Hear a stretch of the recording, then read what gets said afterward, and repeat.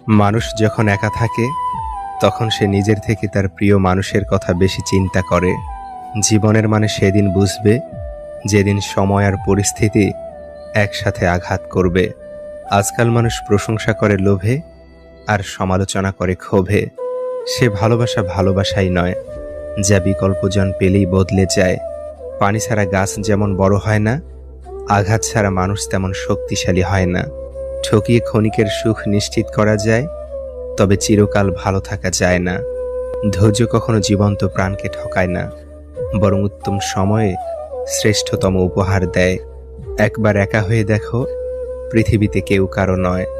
অর্থশূন্যতা দেখা দিলে বুঝবে তোমার পরিবারও তোমাকে ভালো চোখে দেখবে না। পৃথিবীর সবচেয়ে ভয়ঙ্কর রোগের নাম হচ্ছে মায়া, যেটা মানুষকে মৃত্যুর আগে জীবন্ত লাশ বানিয়ে দেয়। মানুষ চিনতে ভুল করার মধ্যে লজ্জার কিছু নেই, কারণ অমানুষগুলো দেখতে অবিকল মানুষের মতোই। যাকে চোখ বন্ধ করে বিশ্বাস করবেন, যার প্রতি প্রচুর আশা রাখবেন, সে মানুষটা এমনভাবে ঠকাবে জীবনে ভুলতে পারবেন না। ছেড়ে যাওয়ার ইচ্ছে নিয়ে কারো জীবনে এসো না, কারণ মানুষ না পাওয়ার যন্ত্রণা সহ্য করতে পারে, কিন্তু পেয়ে হারানোর বেদনা সহ্য করতে পারে না। বিশ্বাস তাকেই করো যে তোমাকে কষ্ট দিয়ে নিজেকে অপরাধী মনে করে। ভালো তাকেই বাসো যার ভিতর সারাক্ষণ তোমাকে হারানোর ভয় থাকে। টাকা ছাড়া বন্ধু হয় না, চেহারা ছাড়া প্রেম হয় না, স্বার্থ ছাড়া কেউ খোঁজ খবর নেয় না। এটাই হলো বাস্তবতা। যে অন্যকে ছেড়ে তোমার কাছে আসতে পারে, সে তোমাকে ছেড়ে অন্য কারো কাছে যেতেও পারে।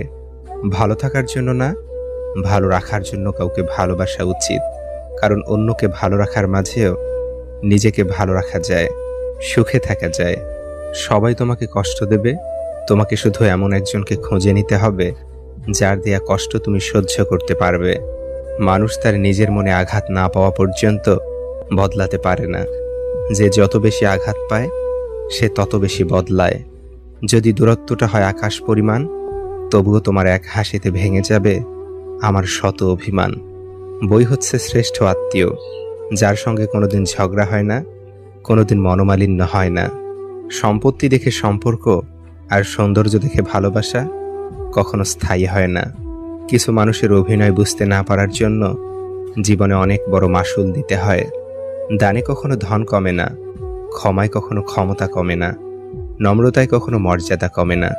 পৃথিবীর কেউই আপনার মূল্য নিয়ে ভাবে না, সবাই আপনার কাছ থেকে কিছু প্রত্যাশা করে। মানুষ প্রতিষ্ঠিত হওয়ার পরে যে ব্যবহারটা করে, সেটাই তার আসল চরিত্র। পাখি হয়ে ওরা সাথী হারানোর আর্তনাদ বুঝে, আর তুমি প্রিয়জন রেখে